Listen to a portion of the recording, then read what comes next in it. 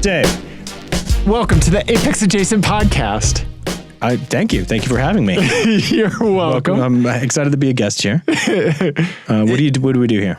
So we talk about cars. Okay. We talk about car culture. Okay. We celebrate anybody that looks at their vehicle as more than a commuting appliance. I like that. I like that description. Yeah. So today on the show, I guess we'll have some shower thoughts. Oh, yeah. Return of one of my favorite segments. Yeah. Getting Wet with Ian. Yes. Okay. Yes. I like how you keep trying to diminish that name for the segment. That is what it's called. Period. Right. Just shower accept thoughts. it. Yeah. Shower Getting thoughts. Wet with Ian. Okay. Okay. And then we've got some listener content, Yep. great listener content that got sent to us. We've got some follow-up from a listener on something apparently that I said that caused an issue, so we will see. I don't know what that is.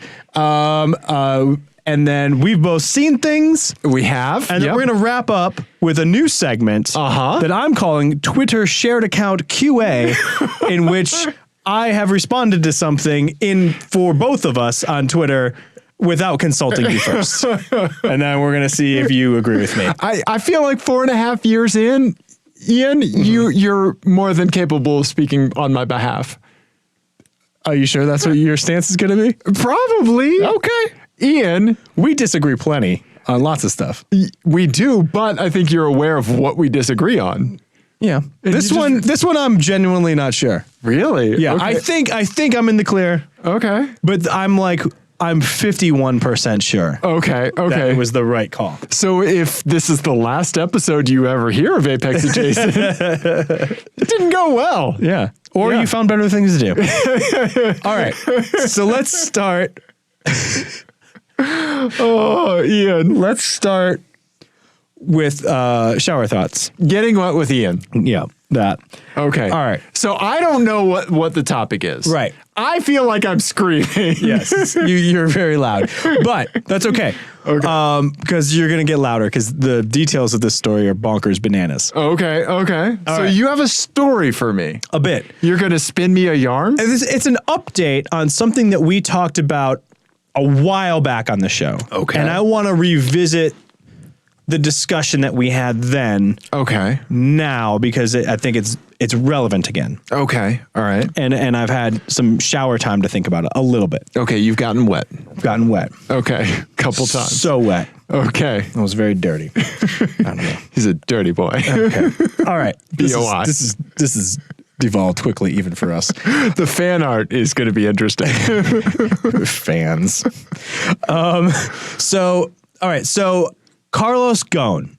Oh, yeah. Okay. All right. So, I think I like where this is going. So Carlos Ghosn, for anyone who doesn't know, was the CEO of Renault and was seen. He's like, even before he was CEO of Renault, he was like this international guy. His parents were Lebanese. He was born in Brazil. Right.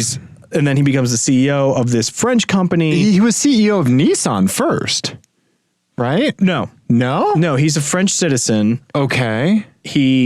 I believe he's a French citizen. Yes, he has a French passport, a Brazilian passport, and a Lebanese passport. This becomes important to the story. Okay. So he becomes CEO with Renault. I believe this is after they already have a partnership with Nissan. Okay. And one of his big tasks as CEO is to cement this relationship with Nissan. Okay. All right. So he then becomes the CEO of Nissan, and somehow at the same time also Mitsubishi. He's the CEO of all three companies. Right. Okay. Okay. So back in 2018, he was doing his like jet setter thing and landed in Japan and was arrested and was charged with embezzlement.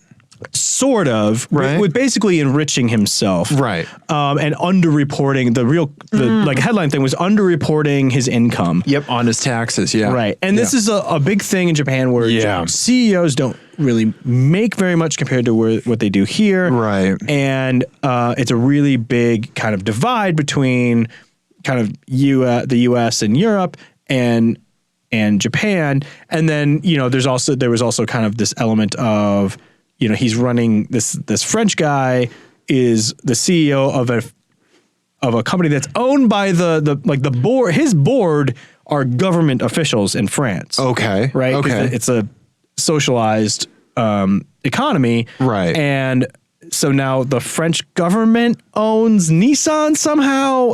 And so that was like a point of national pride and stuff like that. Okay. He denied all the stuff and everything else. So that was, a year and a half ago or whatever. Right. Yeah. The update is that, Right. and you know what happened, right? Yes. So a couple of weeks ago, he escaped.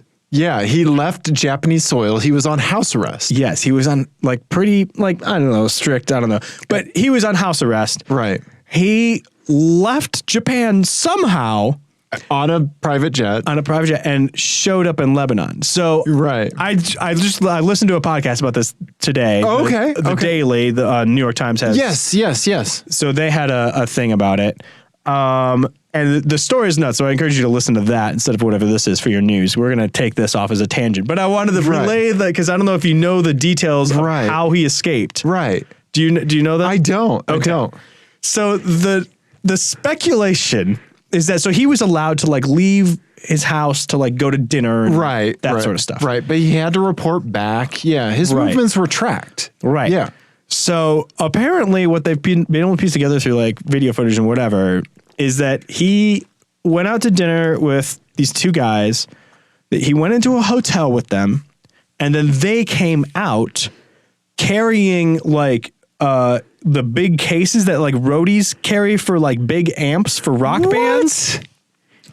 They had two of them, and they took them to the airport and put them on the private jet. They were too big for the baggage screeners at the private terminal at this airport. Okay. And so they got loaded on a private jet, and 23 hours later, because that's how long the flight is, right, he shows up in Lebanon. No. Yeah. They snuck him out like a orange amp.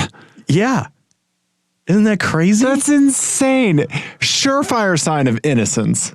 Well, yeah. I mean, I don't know. It's the facts of his case are, to be honest, I do not know. Right. And I don't know the ins and outs of Japanese law and his take on all of that could be true. I don't know, because he held this this big press conference and has done interviews and stuff like that where he's maintained his innocence and said basically he was being, railroaded basically by this out of control justice system or whatever. So that brings up many questions. It does. One of which they kind of talked about on the New York Times thing, but I don't think they framed the question to him quite right. Okay. So I think the question that it brings up then is, if you're the CEO of this stature, to what nation's laws do you feel subject by? Right. What? Whose laws wouldn't you flee? Right. If you had the means. Right. Because they framed it more of you were able to do this because you had means, and made it more about someone else in a similar situation wouldn't be able without those means. Right. And I think they left him room with that framing because he could just say, well, someone without those means wouldn't be in this situation to begin with. Right. Exactly. No one else is going to be CEO of three international companies on two continents, right? That's not a thing for someone who's not in my position. Right. So I think by framing it more okay, so you operate in all these countries, which of these countries' laws do you, adhere to? Right.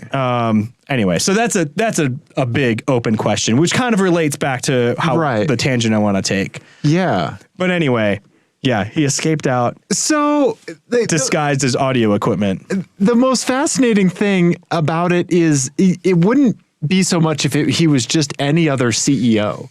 Right. Mm-hmm. But the fact that he's seen as this insane, impeccable businessman. Right. That there was even Japanese manga about him. Yeah. They had books about him. He was so heralded as the savior of Nissan. Which is so funny. Bringing them back. Which is so funny because part of his big defense is basically arguing the opposite of that. Is that there was a lot of animosity in Japan about this foreigner running such an important like institution in Japan. Right? Yeah. Right. Right. I mean, a point of Nissan's national pride. Yeah. Nissan's like a no shit, like big thing. Yeah. And I mean, and then you throw in Mitsubishi as well, which sure. Yeah. They make air conditioners, right? Yes, they do. Yeah. And I have them in my house. Yeah. I have Mitsubishi air conditioners in my house. So yeah, I just think it's really fascinating, the whole story. Yeah. I just, from my perception, it was always that Japan largely appreciated him, but I don't know. I'm sure there's truth to both sides of the story. Right. Right. And this is also one of those stories, we're going to touch on a lot of stuff in this, I think, but this is also one of those stories. The other thing I was thinking about this is like, it's such like a modern media story of like, it's just, I don't even know where to start to untangle all of the narratives to figure out what's bullshit and what's not. Right, right. You know, there's so many of these now where you're just like, I don't even... Right. Where to begin. Right. This is so many questions. You just want to hop 5 years in the future when an investigative journalist finally publishes their 4 years of work. Right. Right. And you just want to read that book. Yeah. Right. Or, you know, the like, you know, 10,000 word like magazine piece on it, you know, like something like that. Yeah. You're totally right. It's just, right. And it's all the same notes. And this is kind of going now where I wanted to go with this. Okay. Okay. All of the same notes that every other story with that I don't even know who's full of shit in this are being hit, right? Like, it's a hit job. It's a whatever. Like I'm a victim. Yes. Yeah. And then everyone else is just saying, well, this is just a rich person not being held, you know, accountable. To account. Yeah. And it just got me thinking about something we talked about a long time ago on the show, which was why the car industry is so prone to this like great man thing of like Lee Iacocca. Right. Yeah. We have all of these like towering figures going all the way back to Henry Ford, Carl Benz and all that of like, these car makers are all about these monolithic, huge, towering dudes, usually. Right, male figureheads, yeah. And it's such a weird thing because the car industry, especially in modern times, like maybe that was a big thing when Enzo Ferrari got started, then Henry Ford got started. Right. Where, you know, they were doing everything in-house and it was you know, there really was one person's vision going into all this. But now we still have kind of hung on to that. Yeah. But now we have, I mean, he said something about in his press conference about having like over 400,000 employees under him. Right. And then you think about like all the like concentric circles of suppliers and all the many tiers of suppliers. He's not involved in like the look and feel of like the, you know, the indicator stock. Right, right. You know, it's a weird, I understand it more for like Horatio Pagani or something like that. Right. Yes. Christian von Koenigsegg. Definitely. Right. Yeah. Right. Where they are in the minutiae because they're producing 12 cars a year. Right. It's their car. Right. But you can't tell me that he looked at, you know, like, like a Clio and was like, I'd like a different fabric on the interior. Right. I mean, maybe he was. I just don't know why we've hung on to that, or if it's necessary. Because then I thought about the counter argument of like, this is where we're deep into shower thoughts. I love it when you present something and then also fold back on yourself. You are making puff pastry with your mind. Yes. Yeah. So yeah, the other, like, I guess the counter argument to that is I was starting to try to think of examples of car companies that didn't have that. Okay. All right. Like that were kind of like committee driven more. Right. And that is also, the committee driven is good. I'm glad you said that because it's also kind of like a pejorative. If a company is like rudderless or committee driven or whatever. Groupthink. Yeah. Right. You end up with like early 2000s GM. Right. Or the Homer Simpson car. Yes. Right. Right. Right. So I don't know. It's another one of those things. I don't know where to even start. Right. Right. You know, in corporate culture, this like great man thing has always been a thing, right? But it still continues to be like, I mean, Larry Ellison, Steve Jobs, Tim Cook, Right. Dennis Kozlowski, Tycho, like all of these, like, you know, like Steve Ballmer, these like insane personalities, John McAfee, right? Oh boy. Yeah. Right. If you guys are unfamiliar with the treasure trove of cuckoo bananas crazy that is John McAfee, you need to read up on John McAfee. Right.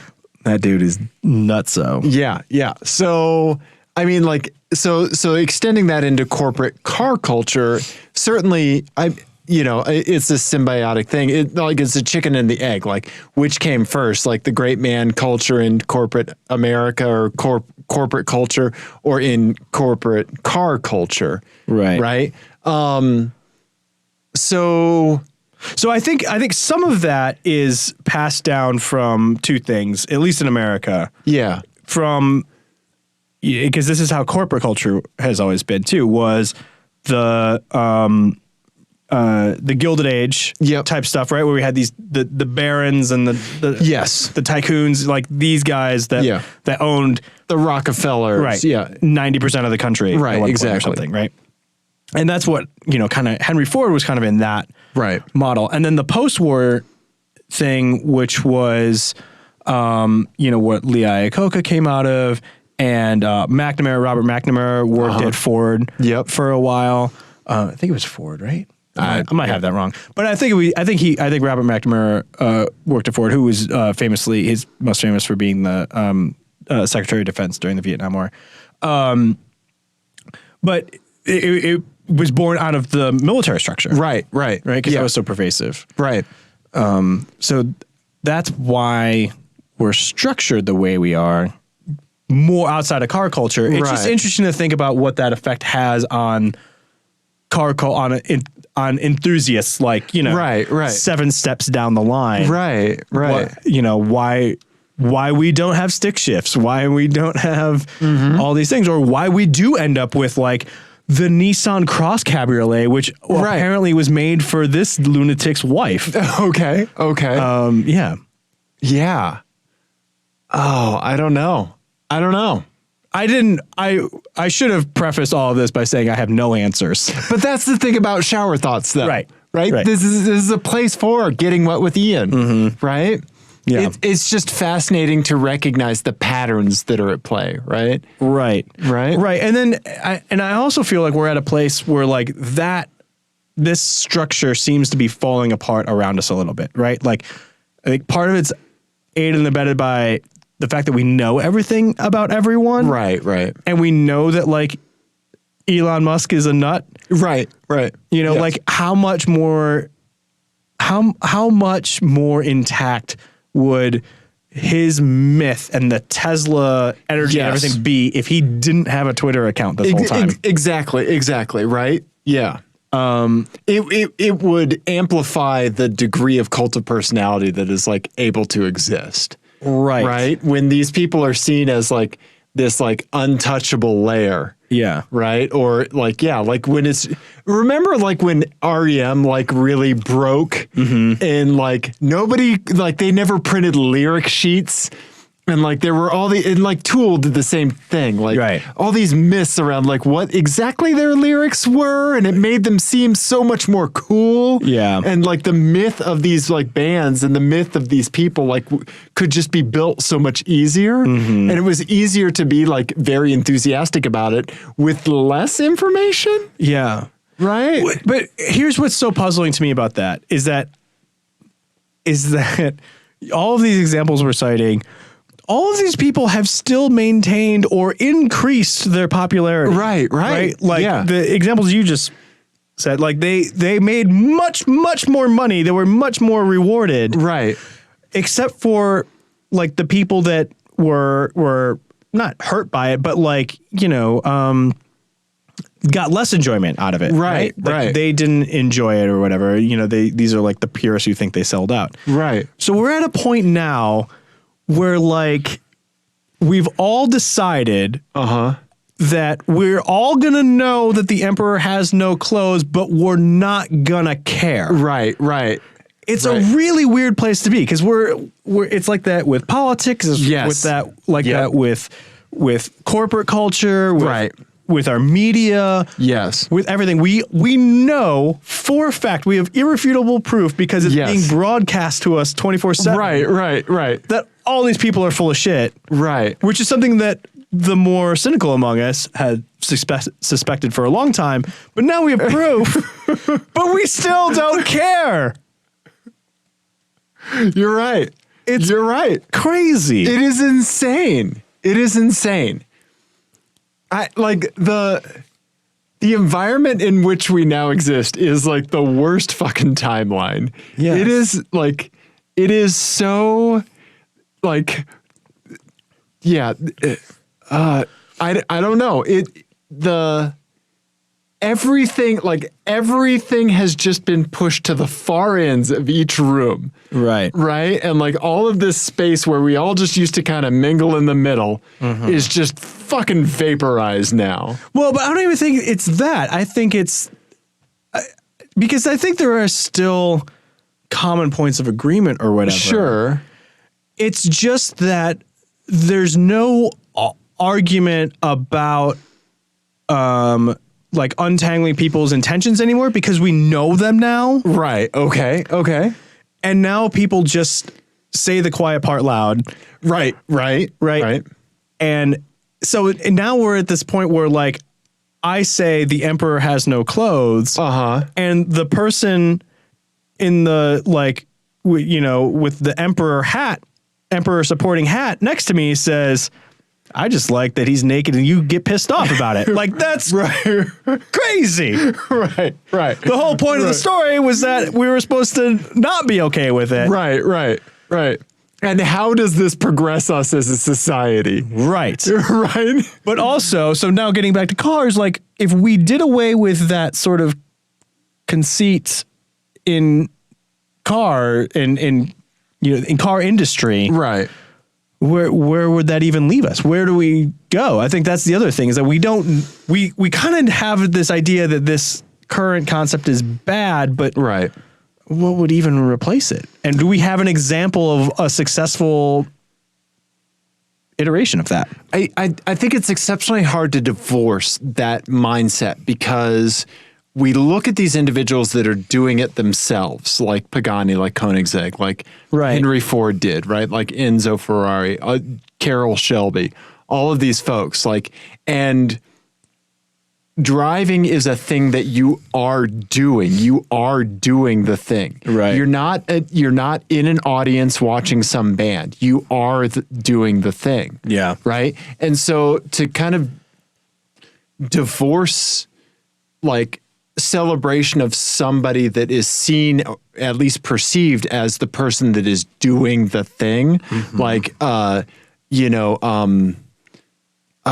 Jack, what's his name? Is it Jack Nasser, the GM guy that was in charge when the Cadillac CTSV wagon came out? No, you're talking about the guy with the cigars and stuff. It wasn't Iacocca. What? No. Oh, shit. Yeah, but he was basically like, I'm going to buy one, and anybody who wants one is going to have to get in line behind me, right? So because we have these people that are seen as doing it themselves. Bob Lutz. Thank you. Yeah, Jesus, we can't believe we both blanked on that. Bob Lutz, because people look at these people who are seen as doing it themselves, and the DIY aspect of car culture is so huge and so instrumental in car culture. Yeah. Right? Like being the person that is doing a thing and admiring the person that is perceived as doing a thing. I don't know how we could separate that, right? Yeah. No, that's really good too, because even because it's all about the myths that we tell ourselves, right? And for a lot of them, it's either someone who's wrestling this huge corporation into doing something cool, or doing something in spite of this huge overbearing corporation, which is like the story of like the GT40, right? It was like developed after night and all this other stuff, right? Yeah. Like, and it was sort of like Carroll Shelby was this like insurgent, chicken farmer guy. Right. And that's the myth, right? Yeah. And he did this in spite of this crazy corporate structure that he got to operate outside of. Yeah. Who was it that just passed away? The Volkswagen guy. Yeah. Ferdinand P. P. Right. That the Veyron was, seen because of him. Right. And he's the one that said it's going to have 1,000 horsepower before the engineers even knew what it was going to be capable of. And as soon as he said that, the story goes that like everyone shat their pants. Yeah. Because they didn't know they were going to have to make a car that produced 1,000 horsepower. Right. Yeah. Right. And I think this also ties into to like the thing we were going to talk about, I think, next week, but let's do it now. The idea of like how to be a car enthusiast while also supporting, like environmentalism and mass transit and stuff. It's that push and pull that we have as responsible enthusiasts of like individualism, which is so important to car culture, versus like a little bit of collectivism, and realizing that there are bad things over on this side of it, right? There are bad things with a completely individualistic point of view. Yes. And I think this sort of stuff and, Elon Musk calling people pedophiles and those are examples of bad things. Right. Among others in the individualistic side, right? No, I like where you're drawing the individualistic versus like being part of a whole, because with music, you go see the band, right? You see the band play, but you don't wear the t-shirt of the band when you go see the band. Correct. You want to be individualistic, but you don't want to be you're there for a shared experience. Right. I like that. Yeah. Yeah. I like that way of looking at it that way. Yeah. Right. Yeah. Anyway, this has been Shower Thoughts. Getting wet with Ian. We'll work on that. No, we won't. Why would we work on a thing that's perfect? Why would you keep trying to hone a diamond? It's a diamond. Yeah, that's true. Yeah. I mean, it gets cut, polished, whatever. Yeah, I know. It's already done. Okay. It's cut and polished. Okay. Yeah. Getting wet with Ian. All right. So real quick, I just want to say I really appreciate you bringing that up and that kind of discourse. I love that. Thank you. You're welcome. Yeah. That was fun. Yeah, I love it. Yeah. I love don't it. know how funny it was, but No, whatever. This show has space for all of that. Fuck you. It's our show. All right. So that does bring me though. To an FMK Cars. FMK Cars is a game that Ian and Dave play in the Apex Adjacent podcast. It's based on the classic game of Fuck, Marry, Kill, but instead of playing it with people, we play it with cars. In this game, Ian's going to give me 3 cars. I'm going to decide FMK. F means I drive it for a day. Hit it and quit it. M means I marry it. Daily driver. K means I crush it. Send it to the crusher. Bye. Nice. Okay. All right. So this one is called In the Morning, I'll Be Gone. Do you see what I did there? Do you see?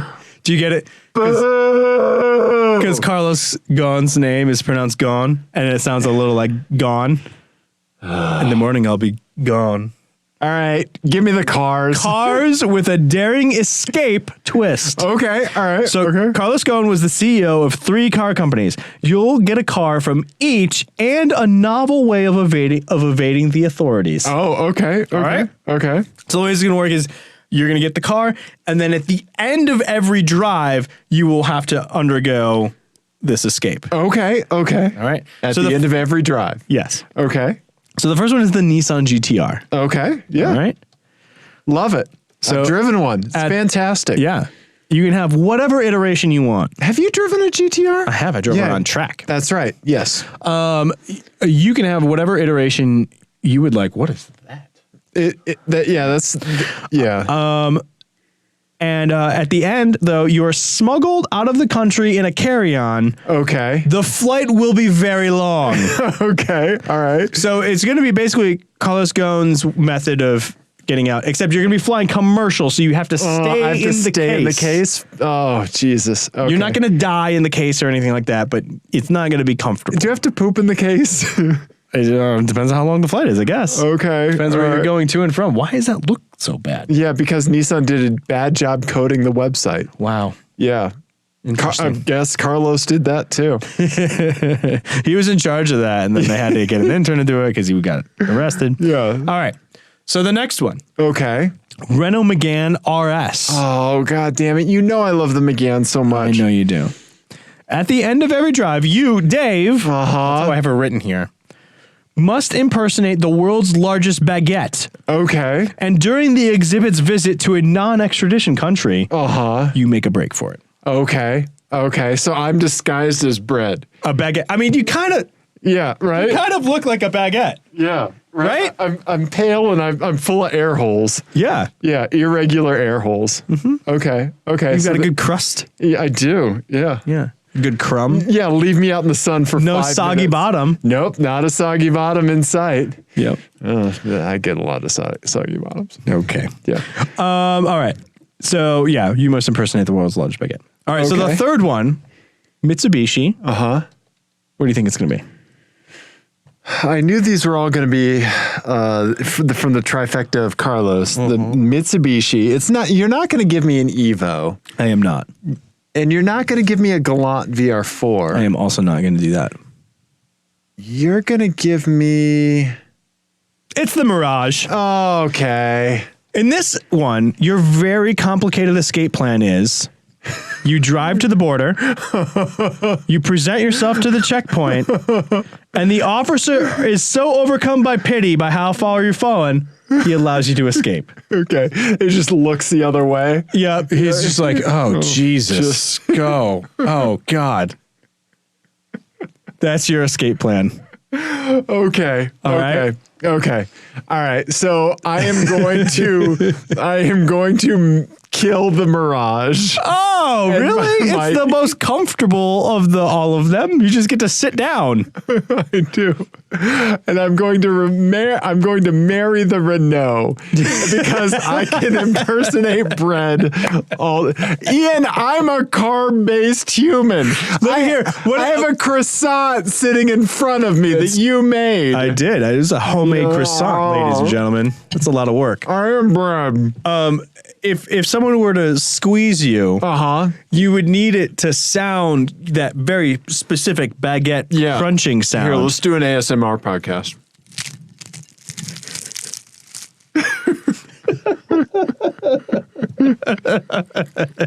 Yeah. Right. There's a lot of butter in that. Yep.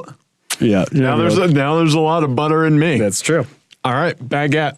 Okay. All right, so you're going to marry the baguette. I'm going to marry the baguette. For a day, you're going to do the GTR? Yep. For a day, I'm going to do the GTR. What are you going to do in those precious few hours that you have before you have to make your escape in the GTR? Oh, God. I don't know. I think I'd probably just do a bunch of launches until the transmission grenaded. You know, I think that amount of mass moving at that rate is just so hilarious. It is. It's weird. Right? Yeah. Yeah. Okay. Yeah. I don't know. Yeah. What else would I do? I don't know. I would be on a liquid only. I would be on one hell of a fast. Yeah. And I'd be, you know what? I may be since I'm on a fast and be hallucinating from lack of food, I may just be sitting in a parked car while it idles and think I'm on a racetrack. Yeah. I like it. Yeah. Yeah. Yeah. What would you do? I would unfortunately have to kill the Megane. Okay. I could not pull off being a baguette. They'd be like, the bake is all wrong. This is the wrong shape. It's hairy. Why is this? Yeah. Why did you drop it on the floor? Okay. So I couldn't do that. So I have to kill that. I would marry the GTR. Oh, whoa. Okay. Because I am basically carry-on sized as it is. So that's fine. You'd be like, oh, since when did I get a suite? I know. Yeah. I have a poo corner and a pee corner. Yeah, exactly. Yeah. And then I would drive the Mirage for a day. And honestly, I would just drive straight to the border because I just want to drink in that level of disappointment. Right. Being looked at me. You know? Yeah. Right. It'd be like enjoying something that's bad, Right. Right. Yeah. A little bit of a Mystery Science Theater aspect to it, right? Where at some point mentally you would be outside yourself watching it happen to yourself, right? Yeah.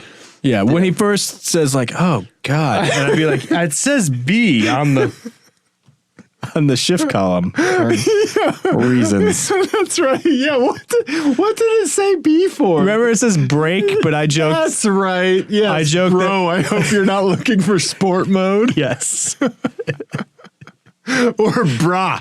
Yeah. Brah. Yeah. Best not. Yeah. Yeah. Maybe it's like, best not be looking for sport mode. I like that. Yeah. Yeah. Yeah. I like that. Hit the brah. Yeah. All right. Well, okay. That's a really good one. Thank you. I like that. Thank you. Yeah. All right. Man, let's put a cap on getting wet with Ian now. Let's towel off. Let's towel off. That's really good. Towel off, and we'll skip the locker room talk and go straight into some listener content. We absolutely will. Segues on point tonight. Speaking of things that people have brought us, that taffy that you brought me last week from New Orleans was the best taffy I've ever had in my life. Now, I'm very sorry to ask this. I'm sorry to all the listeners. Both of you. Taffy Cast 2020. Both of you, I'm sorry.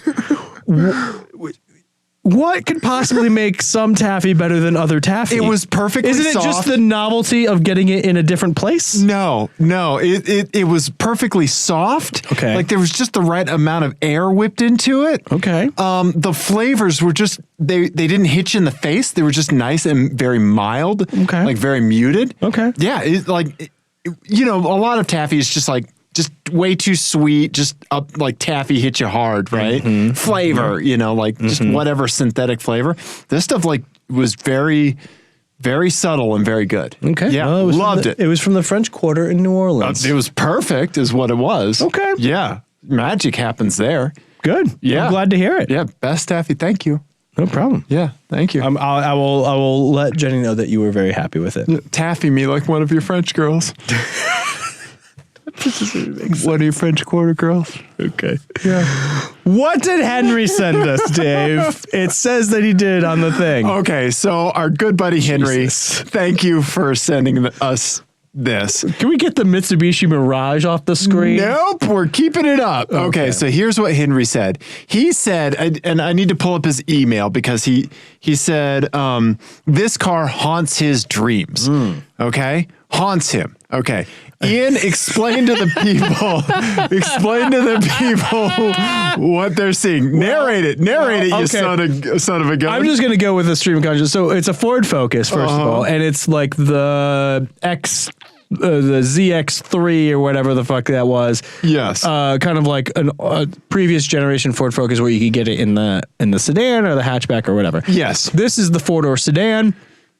It has been decked out with some very ill-placed flames. Yep. The placement of which make no sense whatsoever. They were meant to go around the wheel well. Yes. But they just started them in the middle of the fucking door instead. Yeah. Because why not? Love it. I'm really hoping that the ones on the other side are in a completely different place. Oh, that's a good point. I hope it's a real, don't give a fuck wherever these go situation. Yep.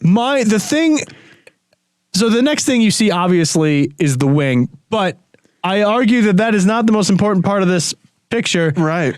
It is, in fact, the SRT badge. Yep. The little SRT badge. The little SRT badge, which is way over there. And you almost blink and miss it. Right.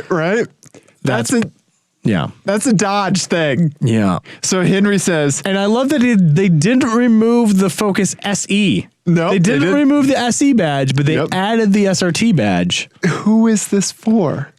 This is for nobody. See, and so Henry says, "Hey guys, it's Henry. This car haunts my dreams. In case you can't read the badges, that's an SRT badge on the right." Okay. Yeah. Thank you, Henry, for sending that in. They've also done the thing that I think the worst car mod of all. Okay. And this is, we've seen a lot of car mods. this is the worst one. The blocking out of the taillights. Yes. Why? Yeah. Is this just begging for an insurance settlement, or you want someone to run into you? See, that's the thing. This is one of those problems that eventually fix itself. Right. Yeah. You put blacked out lens covers over your taillights, then someone hits you, they crack, and your car's done. So I was, and we're going to get to Florida drivers and all that in a little bit. So I was actually back in New Orleans last week. Okay. For work. I hadn't been there. I hadn't been in New Orleans in 15 years. And then I was twice in 2 weeks. Yeah. What was your rental car? I had, that's a good question. What did I have? I had a Chrysler 300, which was okay. And then I had, when we went to Montgomery, I had an Infiniti QX60, which was terrible. Yeah. Real bad. Yeah, that's a Pathfinder, Ian. That's what you had. You had a Pathfinder. It is not good. No. It's a real bad car. How awful is the infotainment setup? Horrendous. The worst. Infiniti ruined the car with the infotainment stack. And like just the way it drove was terrible. Yeah. I hated every second of it. Yeah. It was not good. Yeah, you're right. You're completely spot on because you're probably, I don't know if the Pathfinder is unibody yet, but yeah. I don't know. It didn't. Maybe it was a truck. I don't know, but it was just bad. Yeah. I just didn't like it. Anyway, where was I going? I almost honked at someone in the French Quarter. So, funny story about my trips to New Orleans. So when we were in New Orleans over New Year's, it turns out they play the Sugar Bowl there and have for 35 years or something. Okay, sports, sure. Sports. So we were and the Superdome is downtown. Yes. So we were a mile from the Superdome. Okay. And it was a zoo. And we had no idea that was happening until we arrived there. Gotcha. Okay. So fast forward. So then I was booking after we booked that vacation, I was also booking this work trip. Right. And we were making some logistics work because we had to be in New Orleans and Mississippi and Alabama all in the same week, and getting through these kind of smaller cities and flying between them is kind of hard. So we figured out the best way to do it was to start in New Orleans and then end up in Alabama. Okay. So we're these hotel rooms are horrendously expensive. We can't figure out what's going on. So 3 days before we leave, my coworker, who is into football, super into football, calls me up and goes, I know why the hotel rooms are expensive. Okay. The night we're there, the night we get in, was the NCAA national championship game. Jesus. Being played in New Orleans, again, a mile from where we were staying. Right. Okay. Yeah. So I did the same exact mistake. Sports got twice. Yep. Okay. In 2 weeks. Okay. All right. Anyway. So a Ford Focus. SRT badge. Sorry. I don't remember how we got there. Oh, that's how we got there. When I was driving into the city. It's a journey, folks. The gumption that you had on it. I remember. Yeah. It was Howard Dean-esque. Yeah.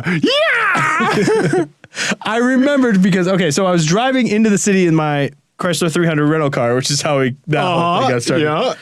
And there was a guy in a 4Runner, and I almost got up next to him and started honking because I thought his brake lights were broken. Oh, okay. Yeah.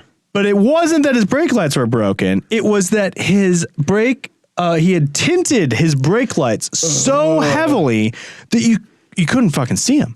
And it wasn't it was weird conditions or anything. Right. I should have been able to see them. It wasn't until I got right up next to him and I was ready to roll down the window and honk that I got to see. I saw him from the side. I was like, oh, you're just a fucking idiot. That's the most effective angle for brake lights is from the side. Right. Those are the people who you need to alert that you're going to be stopping is the people directly next to you. Right. I mean, well, I don't get why people do it. It's so dumb. Yeah. Anyway. Can't we go back to the early 90s clear indicators? Oh, yeah. Around? Everyone has ITESAs or whatever the fuck they were called. Yeah. Can't we have that again? I like that. Yeah, I agree. Yeah. Right? I'm in favor of all that. Sure. I also wonder, could it be I always like to think of another explanation, a charitable explanation. Yeah, I like it when you throw these fucking maniacs a bone. Yeah. What if this person is just a font enthusiast and they just really like the SRT font? True. Because that's the only plausible explanation for not removing the SE badge. You're correct. Why wouldn't you remove the SE badge? I don't know. Because even in the Dodge world, that doesn't make sense. Nope. So I have a font thing for you. Okay. This is just top of the dome. This has just kind of been rattling in my mind, and yeah.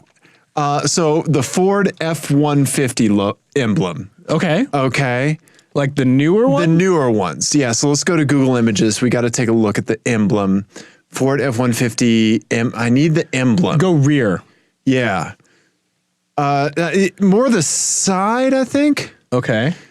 Let's see here. I need the emblem. Son of a. Oh, I forgot to put emblem in the search.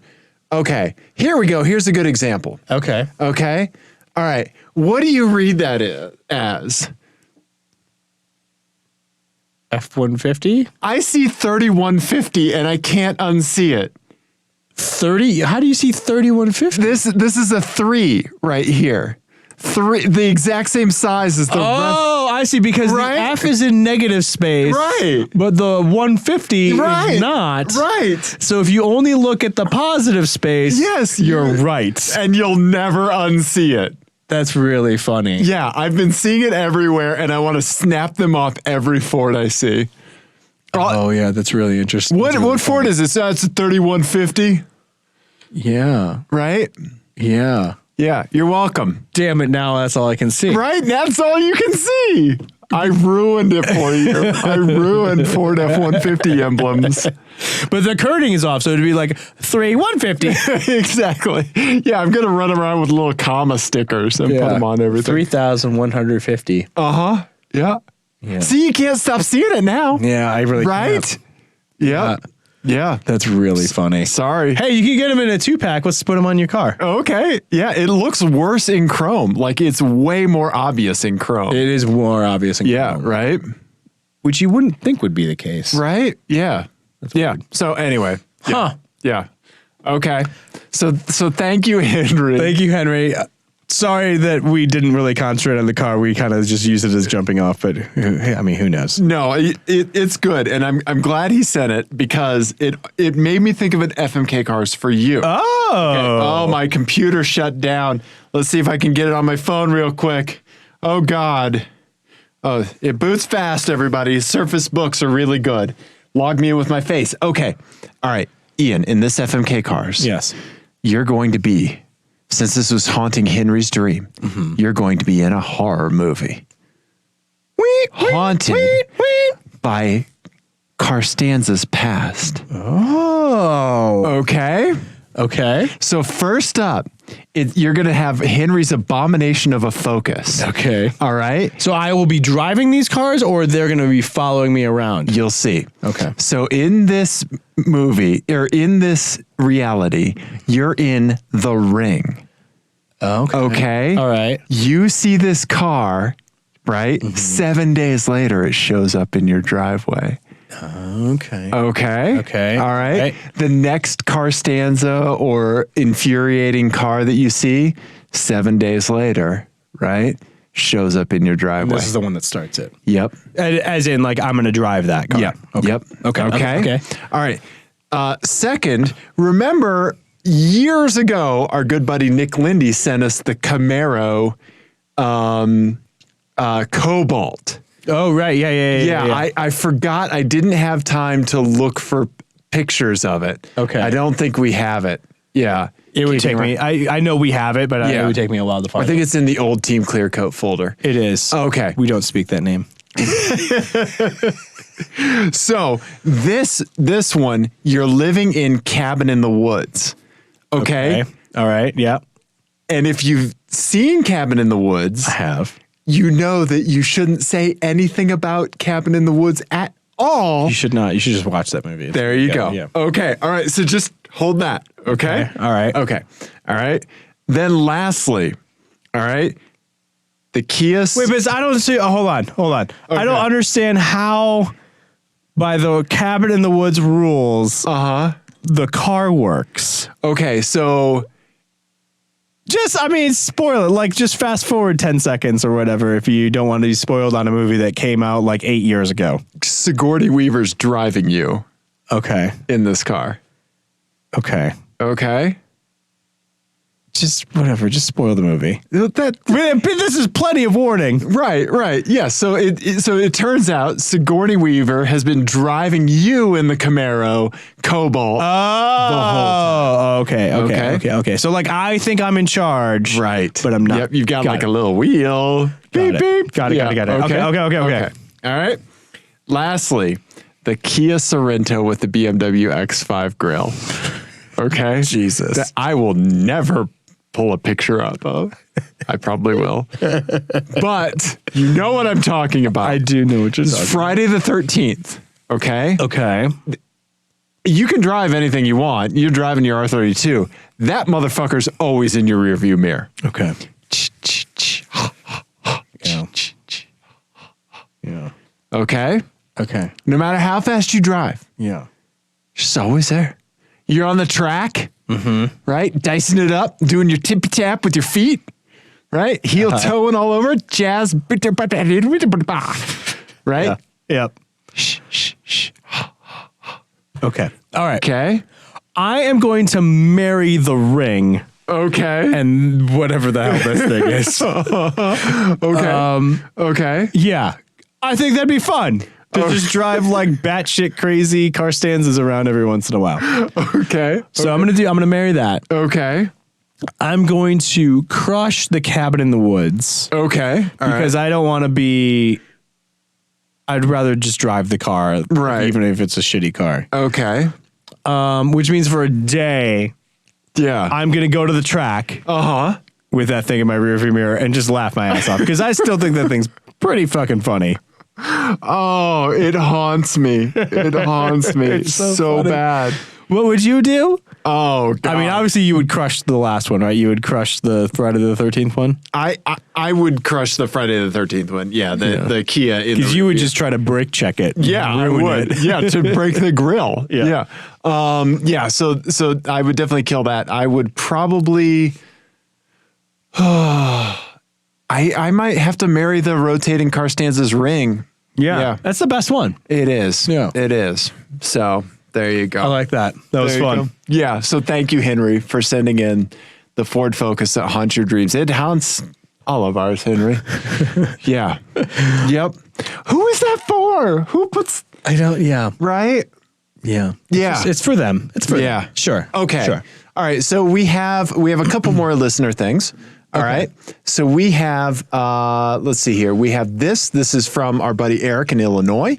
Okay. He said he's driving around, saw this car. It's a vehicle with a Chicago Blackhawks license plate, the hockey team. Okay. All right. Tell everybody what this license plate says. It says chimps. That's what Eric said. It says CHMPZ, like champs, right? Because I guess they won some kind of cup Or chumps. or chumps, right? But when you're when the vowels are left out, it's up to your imagination to determine what you want it to I be. immediately filled in chimps. Yeah, that's even what- though I knew you said it was a sports thing. Yeah, that's what he said too. Yeah, chimps. It's horrendously ill-advised. Yep. Don't do that. Don't do that. Don't leave out the vowels. Oh my God. Right? That's awesome. Let's see. Our good buddy Mark has been playing a game called Signal Simulator. It's a very interesting game. I haven't had time to dip my toe into it yet, but you're basically listening for like SETI radio signals, right? And then you have to like hone the equipment and like interpret the signals. Oh, interesting. So it's kind of like a simulation game, right? And in the game, his vehicle was replaced with another vehicle one day. With the shattered windows. It's a Tesla truck with the shattered windows and everything. Oh my God. Isn't that great? It's got the really shattered funny. windows and there's a SpaceX rocket in the back. That's really funny. Yeah. Isn't that great? That's great. Yeah. And I'm guessing that's not some sort of like product placement tie-in. No, I think That was them like fucking around. Yeah, I think it might even be a game by like one person. Yeah, okay. You know, one of those indie, things, right? It's funny. Yeah. Yeah, right? It's really funny. Yeah. Okay. And let's see here. Yeah, so I think that's about it. Yeah, it says here that we're going to revisit something, and I'm a little nervous because I know that one of our fan is in Florida. Uh-huh. Well, a few. Lewis is down there that's too. True. Yeah, that's true. yeah. And I may have mentioned a few things about Florida in the past all the time. Would you please recap? Right. So I was on vacation in Florida a little while ago. Yes. This is the same vacation where I was in New Orleans. We drove. And because I spent a lot of time on the road between New Orleans and the south of Florida. Complete coincidence that your voice cracked there. I observed things from my perch in the driver's seat. And one of the things I observed was the absolute unpredictability of the drivers in Florida. Like a lot of times, like you see a plate from a certain state and you can kind of get an idea. Right. Oh, this person from Minnesota will be going slowly in the left lane in front of me for 30 miles. Right. Whereas, the Florida driver, you don't know what you're going to get. They're definitely not going to use a turn signal. They may go 120 miles an hour. They may go 40 miles an hour. This is the Donald Rumsfeld approach to drivers. There are no knowns and no unknowns. That's correct. Yes. It's a total crapshoot. And it feels like they don't repeat. Like you don't get a pair of them. You get like a 90 mile an hour versus a 40 mile an hour in the same person. I once at one point we were on like a big highway.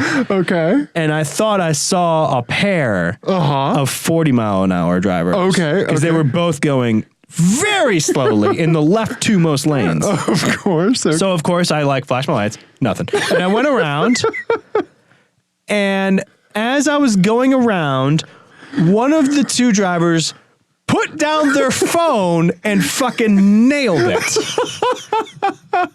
It just took off and then cut over like 3 lanes of traffic without using the turn signal.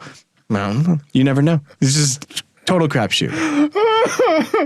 Florida drivers. So that's what I said about Florida drivers. So 2 things. First of all, our buddy Lewis said on our YouTube post for that episode, he said Florida drivers expertly explained. So he applauded your explanation from someone who lives in Florida. Okay. Now our good buddy Donnie, who talks himself talks about himself affectionately as a Florida man. Florida man, right? Yes. So Donnie, Fail Inc. Motorsports. Okay. I'm just gonna read this email. Okay. First of all, the subject, all capital letters. Yeah, let's just take it down to 2 camps. Okay. All capital letters. How dare you disrespect DISRESPEK, my homeland? Okay. You haven't read this, have you? No. Okay. All right. Good. Okay. So here. All right. This is all him. Here I am trying to go on a lovely drive in the Canyon Aero Sport, trademark, to pick up yet another bad decision with my car trailer. And what's coming out of my crackly late 90s GM 37 speaker radio? None other than incessant hatred of Heaven's Waiting Room / the lightning strike capital of the world / the Sunshine State. I've never heard this term Florida or Heaven's Waiting Room. Oh yeah, that's a thing. Fucking gold. Just like basically the drive that I did is also called the Redneck Riviera. Yeah. Which I think is hilarious. Okay. Back to Donnie voice. Okay. I do not appreciate your judgment of me and my fellow residents based solely on the 9 by 14 piece of metal hanging on the back of our beige Avalon, which is the unofficial state vehicle. Not that you know. That is true. That is true. It's a good value for the money, okay? But I mean, that's why you live in Florida as well. You get a lot for the money. Right. You know? Okay, back to Donnie. I want to hit some points here because I feel that now that you're down here at sea level, you are misunderstanding how things work outside of your hilltop safe haven. Number one, Ian, there's numbers. Okay. Number one, there isn't meth/bath salts under the seats of every rental car. For crying out loud, we put it under the spare tire so that the kids don't accidentally find it. This is the best email, Donnie. Thank you. Number two, we travel at our own pace on the highways. That is true. You can bring your self-contained high beam flash here, but don't expect anything. Ian. Yeah. You know what the definition of insanity is, right? I know, and I do it over and over and over again. One of these days. All right. 2A. In the event you've never heard of a little beach town called Daytona, let me tell you a story. We are the birthplace of speed and NASCAR, and if you try to pass us, we will not let you pass us. The entire state is a racetrack. Sorry, not sorry that you didn't know. And last I checked, race cars ain't got no dang turn signals. All good points. These are all good points. Number 3. And it all checks out so well. Number 3. Dale Earnhardt is our one true God. Okay, number 4. Alligators are like pancakes to the other 49 states. Any time is a good time for gator. As a matter of fact, I have some gator jerky in the passenger seat right now. Okay. Why must you try to make my homeland seem like some sort of colorful, lawless swamp? Not that that isn't exactly what it is, or that your description of us isn't 100% spot on, but what gives you the right to say it to tens of people? Fucking listener burn. Love it. Love it. Yeah. Oh, okay. All right. But he goes on to say that it's all written in jest. He still loves us. But he did come up with an FMK cars for us. Oh, okay, great. Okay. You want to drive while I read this one? I would love nothing more. I'll give you the reins. Okay. Yeah. All right. Look at that. Okay. I have titled this one 10 mile per gallon and items or less. You will be given vehicles that will all maintain an average MPG of less than 10. And in an event you have to stop for 10 items. And an event that you have to stop to shop for 10 items for 1 day every week. Okay? Okay. First up, vehicle 1, a Triton V10 Ford Excursion. Yeah. Okay? The biggest goddamn thing, right? Yeah. Okay. So that second one there. Yeah. Yeah. The large sun. Yep, very large sun. Uh-huh. So with this car, you have to pick up items for the office birthday party of a coworker whom you do not know. Okay. Okay? So I have to pick up the cake and stuff? You got to do all that once a week. Okay. Okay, so minimum 10 items. Okay. Okay? All right. Okay. Vehicle number 2. Yeah. All right. A Ford 3150. No, I'm just kidding. 500 cubic inch V8 1971 Cadillac Coupe de Ville. Yeah. Okay. Yeah. Yeah. All right. Yeah. Yeah. Good looking car. Uh-huh. There's a couple of them in my neighborhood. I'm going to go brown. Yeah, as you should. We're going to go brown on brown. Yep. Brown on brown on brown. There you go. What'd that one go for on Full Meekum? screen. Yeah. But this is only a 472. You said it was going to be a 500. Yeah. Yeah. But, you get it. Full right? screen. So Try it again, full screen. The task that you have here is that you're in charge of the continental breakfast for a small hotel. Okay. All right. Yeah. Vehicle 3. Yeah. It's a Hummer H2, but here's Donnie's title. A Vortex 6 flippin' liter V8 Hummer H2. So it's a 6-liter V8 Hummer H2. Yeah. Okay. Okay? All right. Vortex 6 flippin'. I love that. Yeah. Can I park it poorly in front of a fashion bug? Yes. I would be mad if you didn't. Yeah. That looks like it could be from any strip mall in the Midwest. Yeah. And they all have a Hummer H2 straddling the line. Yeah. Oh, that's Maryland. Yeah. Yeah. Okay. That also checks out. Here's your task. Your grandmother gives you a list of all the things she needs for the week at her nursing home. Items 1 and 2 are always depends and KY jelly. Ever heard of the Villages? Uh-huh. It's an entire town in Florida that is a retirement community, and they hand out Viagra there like it's Halloween, and they're giving candy to kids. Yeah. So the Villages is crazy. It is the world's largest retirement community. Uh-huh. They have like rolling STD outbreaks. Right, there. right. Yeah. It's like Everybody's fucking. Oh yeah. Yeah. It's crazy. Yeah. Well, I mean, what else are you going to do down there? I mean, obviously, but you know.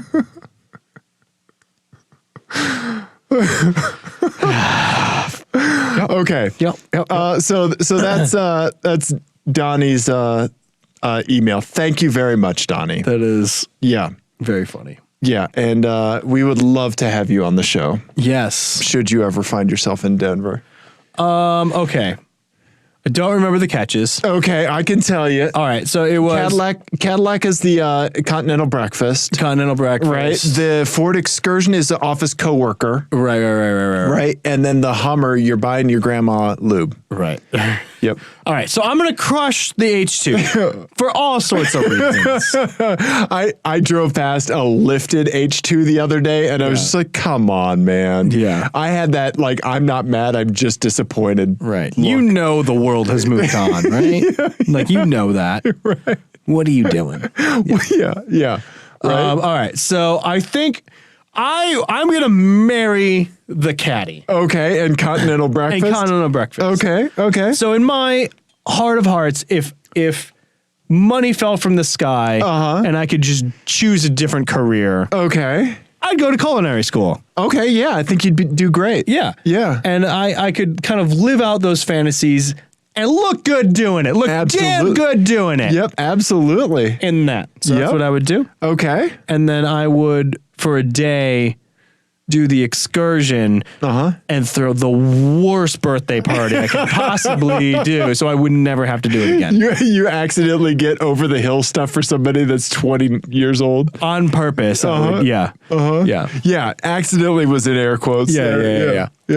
Exactly. Yeah. What would you do? What's your answer? I would do the same thing. I would kill the Hummer, marry the Cadillac. Yeah. And then for a day in the excursion, I would I would line it up and try to figure out what other Fords could just fit inside of it. Park in it? Yeah. Can you park a Fiesta in the excursion? Yeah, that's what I would do. That's what I would do. I like that answer. Okay. All right. So, oh man, this is such a great. It's running a long show, but it's a good one. All right. Do you want to keep going? Let's keep going. Okay. All right. Okay. So, all right. We got it.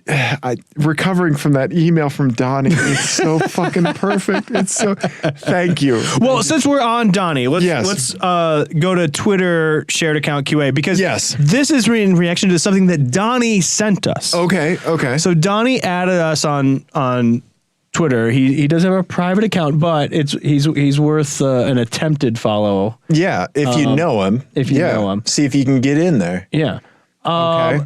So he sent us something. Right. And I have not looked at it. Like you didn't look at his email. Correct. Right. Correct. So he sent us this and he said, I'm for this. And then there was like kind of like varying levels of enthusiasm in reacting to it. So it's just a picture of a car that's been lightly modified. Were we tagged in a thread? He tagged us in it. Okay. So other people weighed in on this. Correct. Okay. All right. Ready? Okay. Go. I am 100% in favor of that. Okay. First of all, for audio-only listeners, it is a Toyota Prius with full moon hubcap, wheel covers, whatever. Like from like a Porsche 356. Or like a Bonneville Salt Flats race car. Yes. Right? And a Toyota Prius, it's a front, the front quarter panel. It's got the hybrid logo, and then they just put a V8 sticker underneath it. Yep. I love it. What's really funny is that like when you left earlier, right before we started recording, and I was distracted, it was because this got sent like several days ago, and I just responded because it was on my phone about the hubcaps. Okay. I didn't even see the V8 badge, and then I noticed it, and I was like, how am I just now seeing the V8 badge? That makes it so much better. Okay, yeah. In fact, I think I put down the challenge to Prius owners that I'm getting bored of V8 badges on Priuses. I need a W12. I need a V16. Yeah. I want you to scrape a scrape what was happening there? You'll see. Scrape a badge off of a Vector. That's where the V was. Scrape a badge off of a Vector W12. W12. Yeah. Right? Okay. Get it on them Priuses, people. Yeah, right? Like the V8 logo by now, that's the brick wall hack comedy, right? That's the airplane food of Carstanza. Right. Airplane food joke, right? Yep. Yeah. What's the deal with these V8 badges? Yeah. Right? Okay. Yeah.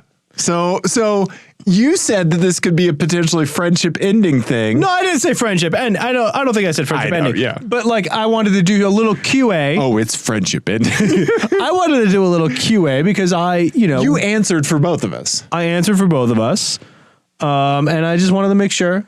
That I was doing okay. So how did you answer? That's the thing. Oh, how did I answer? It's a great question. It's a great Jesus Christ. Great question.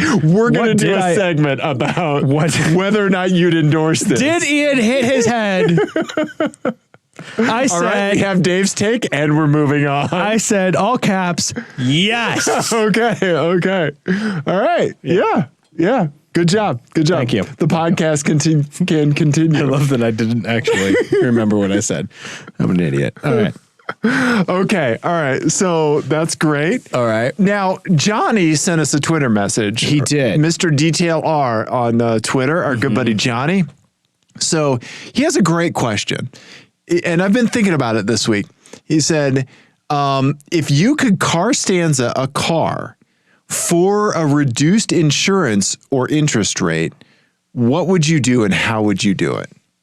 Would you do it and how would you do it? So let's just... What car? Yeah. Let's just pretend it's just relevant to the cars that we own. Okay. Would you de-veganify your vegan badge-wise if you knew it would get you a lower rate? I might. And my justification for that is that the collision totaled value of a vegan versus a Saab 9.3 is pretty negligible. Right. But the insurance rate is not. Ah, okay. Okay. Yeah. But So I think with the R32. Yeah. I mean, my Saab is already a Tubo X, so Yeah, so it's Carstanza-ing itself in real time. So that's a moot question. For the Volkswagen, I think it would also be funny to put TDI badges on it. But just to fuck with VW owners, like the fanboys. Right. But if you got a lower rate, but under badging your car is always going to be more acceptable than up badging. Oh yeah, 100%. So I think this is okay. I wonder about the situations where you're up badging to get a better insurance rate. Like you're saying like I have more money than I do, or like It'd be basically like carstanza'ing your credit score. Right. So I was concerned about something similar to that. So let's say you have a Mercedes-Benz AMG. Okay. Right? And you debadge it to get, you carstanza it down to like an E350. Right? And then you have that low insurance rate. Then you get in a fucking wreck. Yeah. Somebody hits you. Yeah. And the insurance just pays you out 50 grand instead of 150 grand. Right. Right? I would not do it with a car like that. See, that's a good point. Right? That's a good point. Right? But for all our bucket of bolts. Right. Oh, what's the difference on the totaled value of my Vigan versus a 938? You're going to get bucks. Yeah, you're going to get $912 instead of 903. Yes. Yeah. Yeah, right? Okay. Yeah. So that's a good point. That's where something like that could really bite you. Yeah. Right? It's an interesting question, though. And I have to say, like, that's kind of like a karmatic thing, right? Karmatic, right? Where if you're doing that for a car that you paid a lot of money for to get that reduced insurance rate that you could probably afford because you bought that car to begin with, right? Then you kind of deserve like a little getting bit, screwed at the end. Yeah, right? I like that. Yeah. Okay. All right. Thank you. Thank you, Johnny. All right. So I want to describe to you something that I saw. Okay. This is a my eyes that you don't have a picture for. I don't have a visual aid for. Okay. But it kind of relates a little bit to Eric's Blackhawks plate that he sent us. Okay. So you can pull that up, actually. Oh, sure. Yeah. So this is the one that says CHMPZ or chimps, which is supposed to say champs. So I saw something, and it was the best argument I've ever seen for a license plate holder. Oh, okay. Oh, a good argument. A good argument for it. Okay. All right. Here's what it was. The license plate holder provided critical context for interpreting the vanity plates. Okay. All right. So this is like I was in Cherry Creek. It was actually going to the croissant class where I baked that croissant. Okay. It was in Cherry Creek. It was a BMW X something or other. I don't know, one of the SUVs. Right. X6 or X4 or something like that. And in Cherry Creek. So you already know. Yeah, I do. Yeah, I do. Cherry Creek, for anyone who doesn't live in Denver, is like the frou-frou shopping district. Yep. In Denver. And so we were driving through it, and we're behind it, and the license plate is PREGO. Like Prego. Like Prego. So you without any more context, you initially think like you're not going to be pregnant forever. That's a dumb vanity plate to get. Or grocery store pasta sauce. So the license plate surround is Italy. Is like born in Italy. Prego. Which is, yes, very disgusting grocery store pasta sauce, but it also means you're welcome. Gotcha. In Italian. Right. So like if without that thing, I would have thought like, oh, that person is talking about being pregnant. Right. That seems like a very like time specific vanity plate. Or they're like an OBGYN or like a midwife. Yeah, that's a good point. Yes, yeah, exactly. Right. But now I have more context and I know it means fertility doctor. There it is. Yep. Prego. But now I'm thinking this is a very passive aggressive spouse who picked out this thing. You're welcome. Right. Then it's not grazie. Now I've gone from being concerned about how often this poor woman is pregnant to wanting to make sure she has a safe way to get out of this relationship if she needs to. My entire worldview has been changed by that little license plate holder. You pull up and you're like, blink twice if you need to get out. Do you have your own money? Yeah. Yeah. Sometimes the license plate frame. Sometimes it's important. What was the Virginia one? It was like let's see here. Eat the Oh, right. Yeah, right. It said like, there it is. Virginia has a license plate that you can get for children, benefiting children, and it says kids first. And somebody got a license plate that says eat the. Yeah, that's great. Oh wow. Yeah. Vaginas. Wow. Yeah. There's so many good ones. Yep. Yeah. Yep. So there you go. Thank you. Yeah. Yep. Okay. Yeah. Anyway, so I have a vanity plate that I saw. let's finish up with the vanity. Okay, plate. I think you're gonna like this because I think this hooks into a couple things that we talked about, like Johnny's like carstanza'ing and some stuff like that. So I saw a Mustang. Okay, in traffic with this license plate. Okay, new Mustang, looked great. Okay, tell the people what the license plate says. It says not a V8. Right? Huh. So basically, I can tell you that this person wanted a Mustang, got a Mustang, or they have a legacy of being a Mustang owner. They've owned multiple Mustangs, right? And they are tired of people fucking with them and guys in Subaru STIs trying to race them. Yeah. So they're just putting a license plate on it that says it's not a V8. Leave me the hell alone. It could be that, or it could be that it's a crazy modified 4-cylinder. Right. Because those things, Right, with the EcoBoost, like it's running like a 1,200 horsepower. Right, exactly. Yeah, not with those tires. No, I don't think so. Yeah. I think you're probably right. Yeah. I respect that. Right, me too. It's like somebody who's just sick of your shit. Yeah. I just want to drive my red car. Yeah. Leave me alone. Yeah. Leave Bert alone, people. And to be fair, I mean, I kind of feel this person's pain a little bit because the modern Mustang does make it kind of a little bit tricky if you're not like super into it to know what is an EcoBoost. They all look fast. Right. So they all look basically the same. Yeah. It's just that the only ones with the Mustang badge on the back are the 4-cylinders, and then everything with the V8 has a GT badge on the back. Right. So like, yeah, I mean, I get it. Right. Yeah. I get it. Yeah. And also, I just like I don't want to have the conversation. See, there you go. Right. I understand that. I mean, that speaks to me on a deep level. This is the license plate equivalent of just pushing your chair back from the table. Yeah.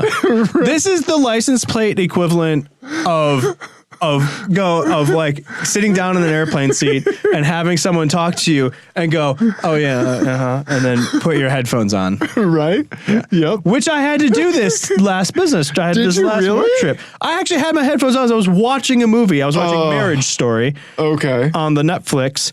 I downloaded it, and the guy next to me was pointing at Adam Driver and talking about how good he was in Star Wars or something. I don't know. I had my headphones on, and I was like, yeah, really wanted, desperate to talk to me. Right.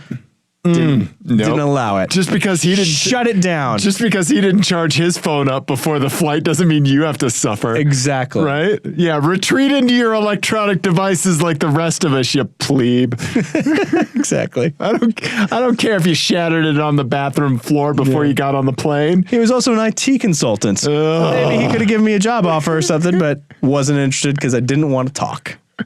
You turned down the biggest opportunity of your career. Could be. Yeah. I talked to him for 14 hours a day. Yeah. How did you know he was an IT consultant? Because he was talking to fucking everyone else on the airplane and they overheard it. Oh, man.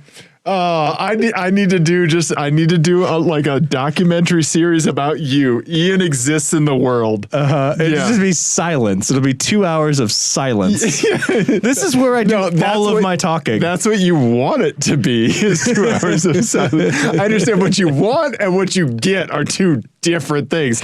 That's why there's a show. I engineer my life to do very little talking, really. Yeah. Except here. Yeah. Which you've tricked me into doing. I still don't understand how you talked me into this. It's the whiskey I keep plying you with. Yeah. Yeah. Well, Ian, we did a car show. We did a very long marathon car show. We did. How long is this? Like an hour and a half? Oh my God. Yeah. I'm sorry. More everybody. than that? Yeah. I'm sorry, everyone. I'm not. Yeah. Tune in. Listen, we love you. We love you. Goodbye. No, I was going to do all the plugs. Oh, well, yeah, sure. Ian. Yes, Dave. If somebody sees something like a not a V8 license plate. Yeah, they could call us about it or text us At 720-515-1391. damn straight they can. Yeah. Or apexadjacent@thegmail.com. Or on Twitter. Or the Twitter or the face poops. Or the Instagram. Instagrams or the things. Yeah. Yeah. So thank you, Donnie, for the email. Yes. Thank you, Johnny. Right? Mm-hmm. We have a voicemail from Nick Lindy that we'll play next week. Okay. Yep. And yeah. Also, I don't want to alarm anyone. My father just sent me a text that we will talk about. Oh boy. Oh boy. Okay. Next time. That'll be a 3-hour show. Goodbye, everyone. We love you. We do.